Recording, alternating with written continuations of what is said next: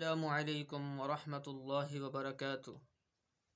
میرے محترم بھائیو دوستو، آج میں نے آپ کو پریشانیوں سے نجات کا نبوی نسخہ بتانا ہے۔ نبوی نسخہ حدیث پاک میں آتا ہے کہ جو شخص کسی مصیبت یا پریشانی میں گرفتار ہو جائے، اگر کسی شخص کے اوپر پریشانی آ جائے یا کوئی مصیبت آ جائے تو اس کو چاہیے کہ اذان کے وقت کا منتظر رہے۔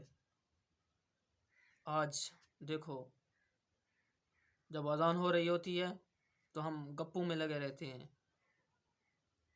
اور کاموں میں لگے رہتے ہیں،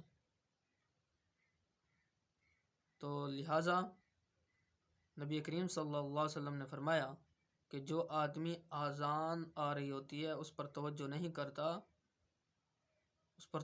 کرتا، اس کا جواب نہیں دیتا، تو مرتے وقت اس کو کلمہ نصیب نہیں ہوگا۔ ادب کرنا چاہیے، احترام کرنا چاہیے۔ اور چیزوں کے لیے ہمارے پاس ٹائم ہے، لیکن اللہ کے لیے ہمارے پاس اتنا بھی ٹائم نہیں ہے کہ ہم اذان کا جواب دے سکیں۔ تو اذان کا جواب دینا چاہیے۔ تو فرمایا کہ وہ اذان کے وقت کا منتظر رہے اور اذان کا جواب دینے کے بعد مندرجہ ذیل دعا پڑھے اور اس کے بعد اپنی حاجت کی دعا کرے اور خوشحالی کی دعا کرے، تو اس کی دعا ضرور قبول ہوگی۔ اور درود پاک بھی پڑھ لے، ایک دفعہ درود پاک بھی پڑھ لے۔ اور دعا کیا ہے؟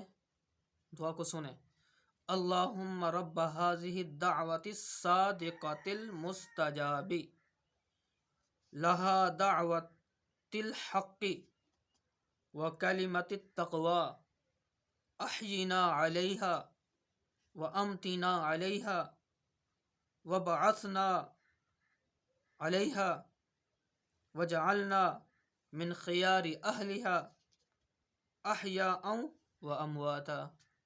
یہ دعا پڑھ لے تو انشاءاللہ ہر قسم کی پریشانیوں سے اور ہر قسم کی مصیبت سے اللہ رب العالمین نجات عطا فرمائیں گے۔